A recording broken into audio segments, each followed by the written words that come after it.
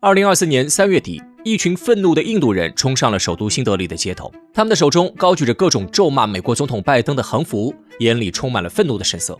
原来，这些人都在抗议美国对印度国内政治局势的干预行为。而就在不久之前，美国还试图与印度达成新的军事协议，以便增强美军在印度洋地区的存在感。印度这次突如其来的摇摆动作让美国感到坐立不安，甚至有分析人士认为，印度的这次反美举动将会直接影响美军在印度洋地区的利益。可是，印度为什么会和美国保持着这种左右摇摆的关系呢？印度这个国家反美的根源又究竟在哪里呢？从事实上来看，印度在南亚地区确实称得上是霸主级国家。从文化领域来看，整个南亚以及中南半岛地区，除了越南受到了中华文化的影响之外，其他国家都或多或少受到了印度教文化的熏染。而从军事角度上来看，印度一直在马尔代夫周边维持着自己的驻军基地，同时印度还出资扶持了斯里兰卡和巴基斯坦境内的多个武装组织。在国际上，印度的地位也颇为独特，只要美国想将触手伸向印度洋，那么他们一定就要拉拢印度。特别是当前美国政坛内部的很多人将反华作为了他们的首要目标，与中国接壤的印度在美国全球战略当中的地位也因此迅速提升。果然，印度也没有辜负美国的期望。就在上个月，印度外长苏杰生突然对南海局势发难，他表示，印度政府将会支持菲律宾在南海地区捍卫自己的权益。而且，苏杰生还非常过分地表示，未来印度政府希望与菲律宾政府开展防务合作。这样的说辞等于是让印度直接将军事干预的黑手伸向南海。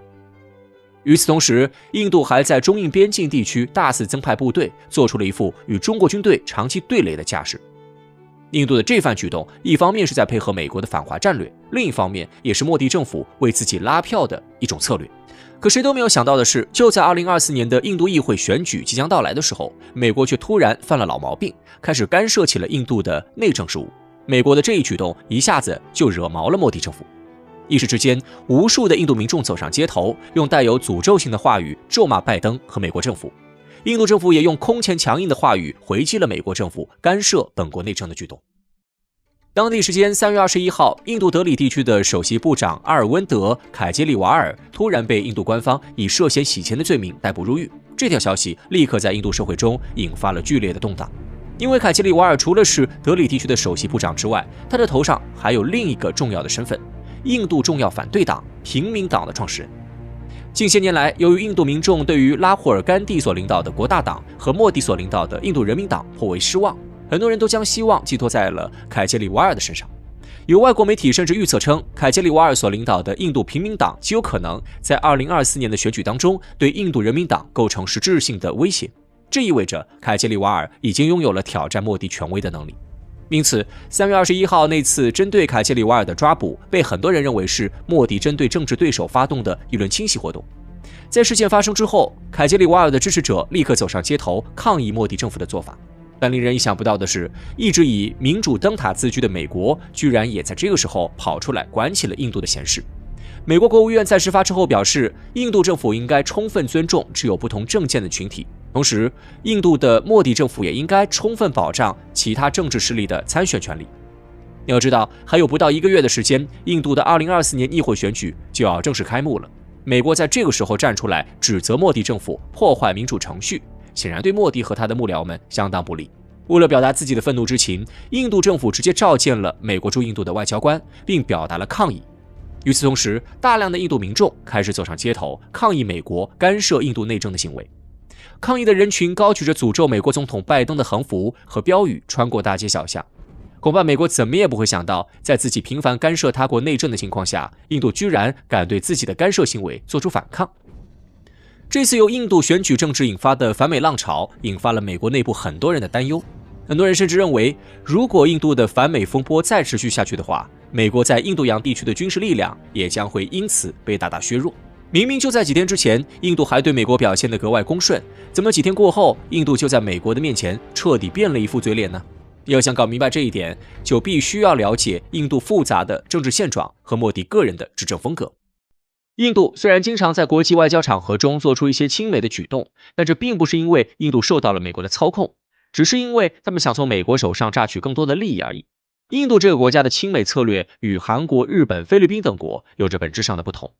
虽然印度的综合国力根本无法同美国相比，但印度好歹还是一个独立自主的国家，其完全有能力决定本国的内政和外交事务。也正是因为这样，印度在亲近美国的时候，并不会选择毫无保留地付出一切，甚至在许多时候，印度还会利用自身在美国地缘政治战略中的重要地位，敲美国政府的竹杠。要知道，美国维持全球霸权的一个主要手段，就是维持美军在全球范围内的威慑力。而美国想要维系在印度洋周边的军事存在，就必然要与印度展开所谓的军事合作。加上印度自身又是不结盟运动的发起国之一，其在全世界发展中国家当中的政治和外交影响力是美国无法低估的。另一方面，现任的印度总理莫迪对于美国来说也是一个十分难缠的合作对象，因为莫迪是一个狂热的印度教徒，他对印度教的狂热甚至已经发展到了颠倒黑白、是非不分的地步。由于莫迪在古吉拉特邦担任领导职务期间，曾经纵容了该地区的印度教徒对穆斯林发动宗教仇杀活动，美国政府曾经一度宣布莫迪为不受欢迎的人，禁止他踏上美国的领土。但在莫迪顺利当选为印度总理之后，美国只能够捏着鼻子放开对于莫迪的入境禁令。此后，美国政府与莫迪政府之间的交流更是愈发的频繁起来。